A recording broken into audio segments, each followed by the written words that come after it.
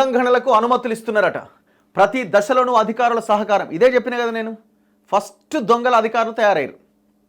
అందరు అధికారులు అనట్లేదు, కొంతమంది నిఖార్సైన నిజాయితీ గల ఆఫీసర్లు కూడా ఉంటారు. ఆ నిజాయితీ గల ఆఫీసర్లు మనకు బీఆర్ఎస్ ప్రభుత్వంలో కూడా కనిపించారు. ఒక ఎంఆర్ఓ సహారా అనే ఒక ఎంఆర్ఓ ఎక్కడ బాచుపల్లి విజ్ఞాన్ జ్యోతి కాలేజీ పక్కన ఈ వాసవి విజయ్ కుమార్ వాసవి అర్బన్ పేరుతో చెరువును కబ్జా చేస్తే నోటీసులు ఇచ్చింది. నోటీసులు ఇస్తే 2 ఎఫ్ఐఆర్లు నమోదైనాయి ఆనాడు. ఇప్పుడు పల్లారాజేశ్వరుడి మీద ఎట్లయితే నమోదైనాయో ఆనాడు కూడా 2 ఎఫ్ఐఆర్లు నమోదైనాయి. ఇల్లీగల్గా కన్స్ట్రక్షన్ జరుగుతూ ఉన్నది, మొత్తం చెరువులకు వచ్చేసిండు, చెరువును ఆక్యుపై చేసిండని. అట్లాంటి ఆఫీసర్లు కూడా ఉన్నారు. ప్రతి దశలోనూ అధికారుల సహకారం. జూబ్లీహిల్స్లో మల్టీపర్పస్ మెగా కమర్షియల్ కాంప్లెక్స్ నిర్మాణం పైన విజిలెన్స్ అండ్ ఎన్ఫోర్స్మెంట్ నివేదిక. టౌన్ ప్లానింగ్ డైరెక్టర్తో సహా 4 పైన చర్యలకు సిఫార్సు. ప్రతి దశలోనూ అనుమతుల ఉల్లంఘన జరిగింది.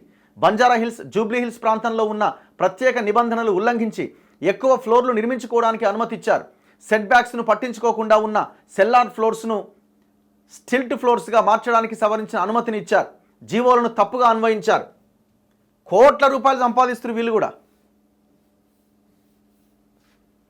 నిర్మాణ సంస్థకు ప్రయోజనం కలిగించేందుకు Hyderabad metropolitan development authority HMDA భూమిని Jubilee Hills cooperative house building society లేఅవుట్లో చూపించి మల్టీపర్పస్ కమర్షియల్ కాంప్లెక్స్ నిర్మాణానికి అధికారులు పలు దశల్లో సహకరించారు. ఇలా నిబంధనలకు విరుద్ధంగా అన్ని రకాలుగా సహకరించిన 4 ఉన్నతాధికారులపైన చర్యలు తీసుకోవడంతో పాటుగా నిర్మాణ సంస్థపైన క్రిమినల్ కేసులు నమోదు చేయాలి అని విజిలెన్స్ అండ్ ఎన్ఫోర్స్మెంట్ ప్రభుత్వానికి సిఫారసు చేసింది.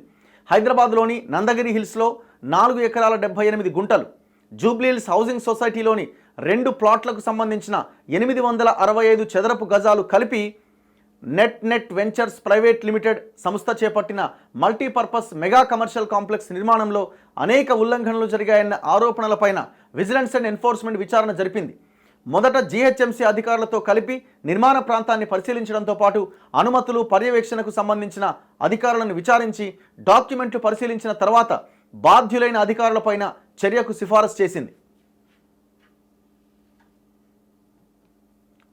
సో ఇట్లా మొత్తం ఫస్ట్ G+5 ఆ తర్వాత G+12కి అనుమతి ఇచ్చిరట. ఇగో వీరిపైన చర్యలకు విజిలెన్స్ సిఫారసు చేసిందట. దేవేందర్ రెడ్డి గతంలో జిహెచ్ఎంసీ చీఫ్ సిటీ ప్లానర్, ప్రస్తుతం టౌన్ ప్లానింగ్ డైరెక్టర్గా ఉన్నాడట. Rajendra Prasad Naik GHMC chief city planner, Shailaja, Srinivasarao deputy city ప్లానర్లు. ఈ రాజేంద్ర ప్రసాద్కి నేను ఫోన్ చేసింది. ఈ అమీర్పేట్ మెట్రో స్టేషన్ పక్కన మాల్పని అనే ఒక కన్స్ట్రక్షన్ కంపెనీ మొత్తం మెట్రో పిల్లర్ కానుకొని మొత్తం సెల్లార్ తీస్తున్నాడు. నేను ఈయనకు ఫోన్ చేస్తే నేను చెప్పింది ఏంటంటే దానికి పర్మిషన్ లేదు, కానీ పర్మిషన్ ఎక్స్పైర్ అయిపోయింది, మళ్ళీ వాళ్ళు పర్మిషన్ అప్లై చేసుకుంటారు కదా, అప్పుడు మళ్ళీ మేము పర్మిషన్ ఇస్తామట. మరి పర్మిషన్ ఏం రెట్టగడుతున్నవాడు అంటే దానికి ఆన్సర్ లేదు. ఇక మరి ఏం చేస్తాం, ఇక అంతే ఉంటుంది అని నవ్వుతున్నాడు. ఇట్లాంటి కరప్టెడ్ ఆఫీసర్స్ వల్ల వ్యవస్థ ఇట్లా నాశనం అవుతున్నది. ఫస్ట్ వీళ్ళని బోన్లోకి లాగాలి. వీళ్ళని బోన్లోకి లాగితే మిగతా వాళ్ళంతా సెట్ అవుతారు.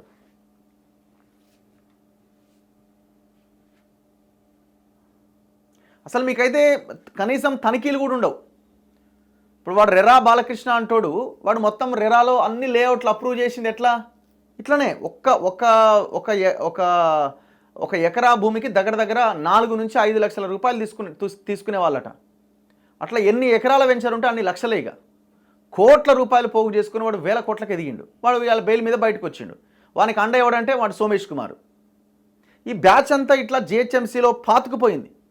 ఇంకా సోమేష్ కుమార్ మనుషులు ఇంకా స్టిల్ జిహెచ్ఎంసీలో హెచ్ఎండిఏలో ఉన్నారు.